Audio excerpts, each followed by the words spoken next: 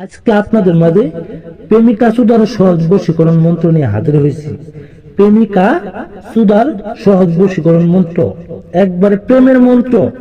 আজকের মন্ত্রটা খুবই পাওয়ারফুল 100% কার্যকরী একটা মন্ত্র। সবাই সম্পূর্ণ ভিডিও দেখবেন, কেউ টেনে টেনে দেখবেন না, তাহলে কথা বুঝবেন না, কাজ করতে পারবেন না। যেহেতু পাওয়ারফুল একটা মন্ত্র, পাওয়ারফুল একটা বশীকরণ মন্ত্র, তাই জন্য বলতাছি আপনারা সম্পূর্ণ ভিডিও দেখবেন। আমাদের দেশে কিংবা পৃথিবীর ভিতরে অধিকাংশ ছেলে পেলে, অধিকাংশ পুরুষ কিংবা মহিলা আমরা প্রেমে আসক্ত থাকি, আমরা প্রেমে মশগুল হয়ে থাকি। আমাদের প্রেমে অনেক বাধা সৃষ্টি হয়, অনেক মেয়ে আমাদেরকে ধোঁকা দেয়, অনেক মেয়ে আমাদেরকে ছাইড়ে অন্য ছেলের সাথে বিবাহ করে, আমাদের সাথে প্রতারণা করে, আমাদের সাথে ছলচাতুরি করে। আপনারা অনেক দাদা ভাইরা, অনেক ভাইরা প্রেম করেন, কিন্তু মেয়েকে কোনো সময় ছুঁতে পারেন না, মেয়েকে কোনো সময় আপনি মিলামিশা করাতে রাজি করতে পারেন না। আগে বলে সে বিবাহ করো, তারপরে আমি তোমার সব জিনিস, তার অন্য ধরনের স্ত্রী সে হতে পারে। কিন্তু আপনার প্রেমিকা সেই কাঙ্ক্ষিত নারীকে আপনি কিভাবে বশ করবেন, কিভাবে বিছানায় আনবেন, একবারে কসম, মা কালীর কসম দিয়ে বলে গেলাম, ঈশ্বরের কসম দিয়ে বলে গেলাম, এই পাওয়ারফুল মন্ত্র দিয়ে যদি আপনি কাজ করেন, আপনার কাজ জিন্দেগি তো মিস হবো না। আমি মানুষের বাচ্চা হয়ে থাকলে, এক বাপের সুদা হয়ে থাকলে, এই প্রেমের মন্ত্র দিয়ে আপনারা কাজ করে কাজের ফলাফল পাবেন। সেই কাঙ্ক্ষিত নারী, সেই কাঙ্ক্ষিত প্রেমিকা আপনার ঘরে এসে আপনারে বাধ্য হব সুদা দিতে। আপনার ঘরে আসবো, আপনারে সে নিজে উদার করে দিব, তার ছায়া পায়জামা খুলে ল্যাংটা হব, একবারে ল্যাংটা হব, উলঙ্গ। বেশি কথা বলবো না, এই যে মন্ত্রটা দেখতে পাচ্ছেন, প্রেমের মন্ত্র,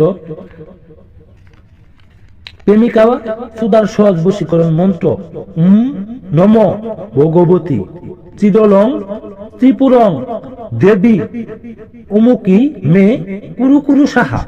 এই যে অমুকির জায়গায় দেখতেছেন, এই অমুকির জায়গায় সেই কাঙ্ক্ষিত মেয়ের নাম দিবেন।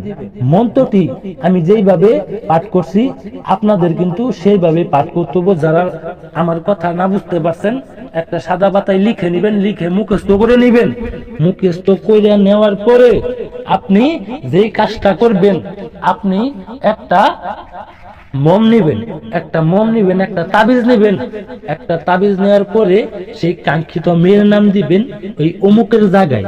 সেই কাঙ্ক্ষিত আপনার যে প্রেমিকা কিংবা তাকে আপনি কিভাবে কাজ করবেন আমি সঠিকভাবে বলে দিতেছি, মনোযোগ দিয়ে সবাই শুনবেন। একটা মোমবাতি নেবেন, একটা তাবিজ নেবেন।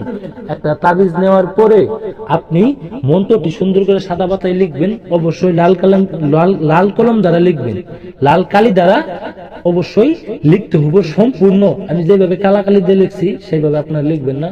লাল কালি ব্যবহার করছি, কালা কালি ব্যবহার করছি, সেইভাবে আপনি দিবেন না। আপনি এই মন্ত্রটি তাবিজের ভিতরে বলবেন, লেখা সাইডে তাবিজের ভিতরে বলবেন।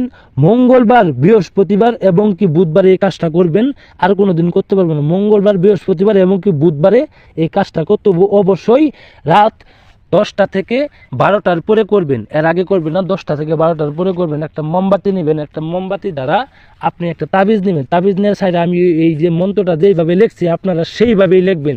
লেখার পরে আপনি মোমবাতি তাবিজটার ভিতরে মন্ত্রটা বইরা সাইডে মোমবাতি দিয়ে বন্ধ করে দিবেন। মোমবাতি দিয়ে বন্ধ করে দেওয়ার পরে আপনার বাড়ির আশেপাশে যে কলা গাছ আছে, একটা কলা গাছ আছে, যেই কোনো কলা গাছের আপনি গোড়াতে পুঁতে দিবেন, যে কোনো কলা গাছের গোড়ায় পুঁতে দিবেন। গোড়ায়